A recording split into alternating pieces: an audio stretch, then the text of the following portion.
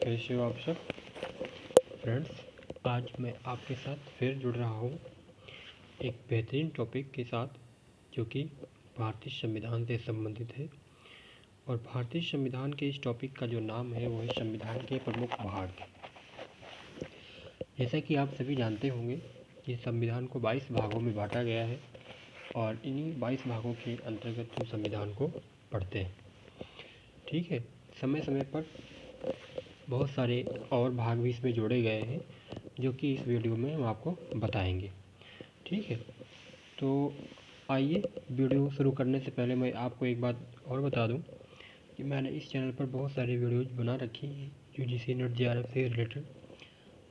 और वो वीडियोज़ न केवल यूजीसी नेट जेआरएफ से संबंधित परीक्षा में हेल्पफुल होंगी, बल्कि अन्य परीक्षाओं में भी आपको बहुत महत्वपूर्ण योगदान देंगी। तो अगर आप इस चैनल पर पहली बार आए हैं तो चैनल को सब्सक्राइब कर लीजिए और बेल आइकन को दबा लीजिए। अपने दोस्तों के साथ शेयर करिए, लाइक करिए, कमेंट करिए।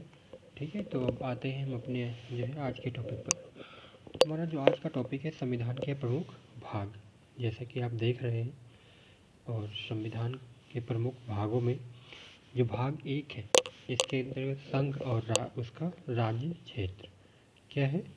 संघ और उसका राज्य क्षेत्र।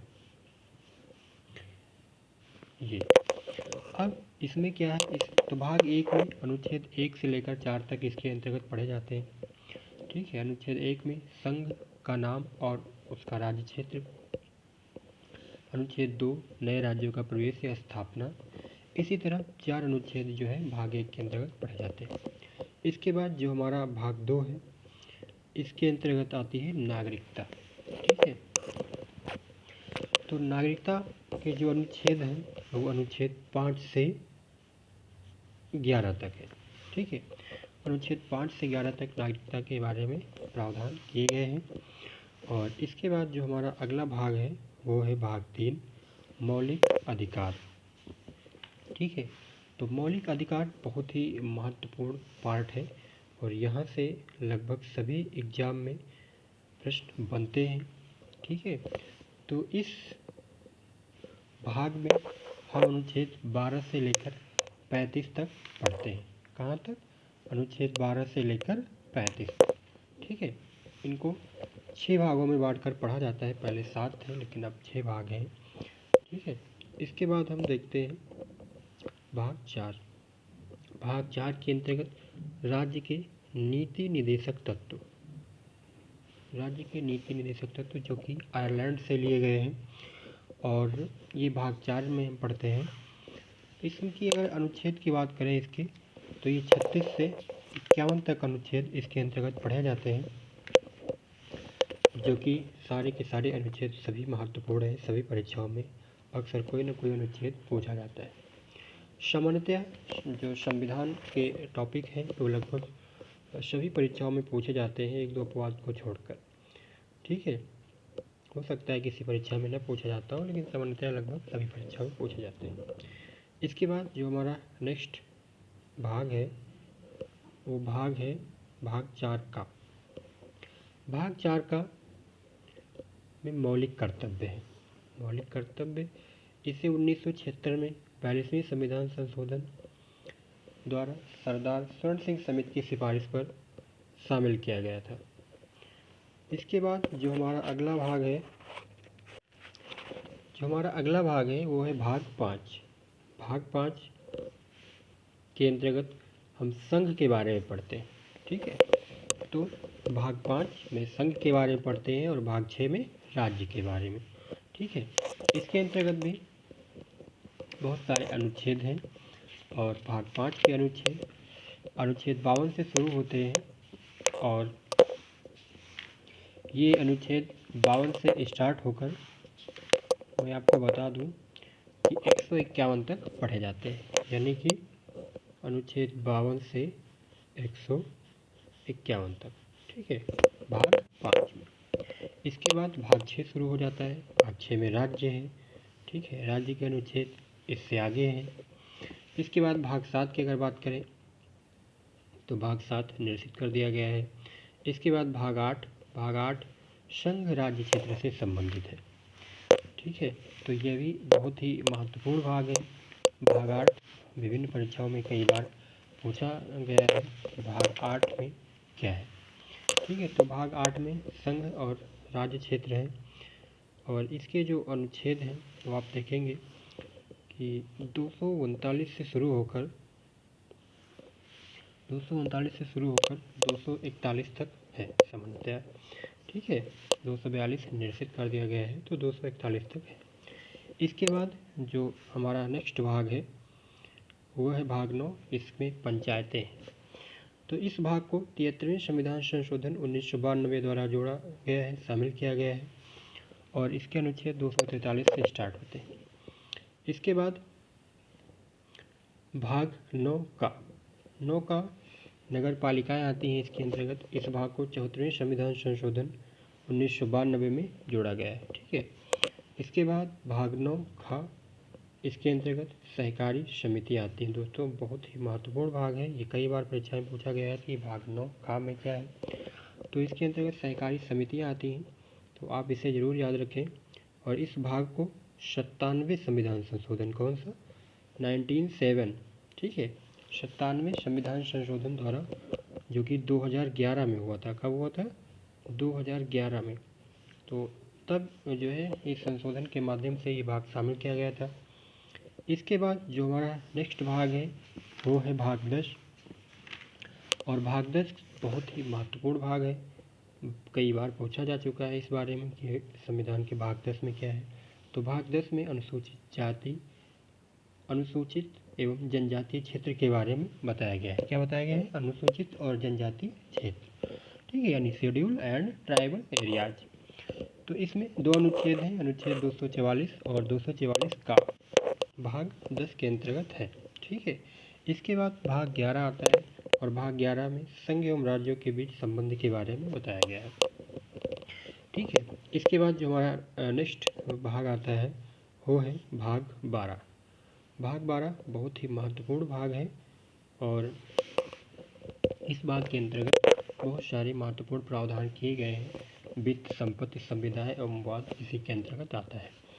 इसके बाद जो हमारा नेक्स्ट भाग है वो है भाग 13 यानी 13 और इसके अंतर्गत भारत के राज्य क्षेत्र के भीतर व्यापार, वाणिज्य एवं समागम की बात की जाती है। इसके बाद भाग 14 आता है और इसके अंतर्गत संघ और राज्यों के अधीन सेवाओं की बात की जाती है। क्या किया जाता है? संघ और राज्यों के अधीन जो सेवाएं हैं उनसे संबंधित ये भाग है।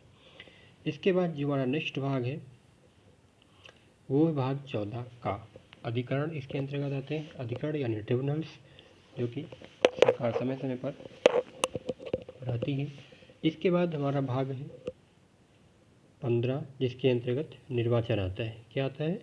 निर्वाचन। ठीक है, तो निर्वाचन ये भाग बहुत ही महत्वपूर्ण है। अक्सर परीक्षा में पूछा जाता है कि भाग 15 में क्या है। ठीक है, ये अक्सर परीक्षा में पूछा जाता है कि भाग 15 में क्या है।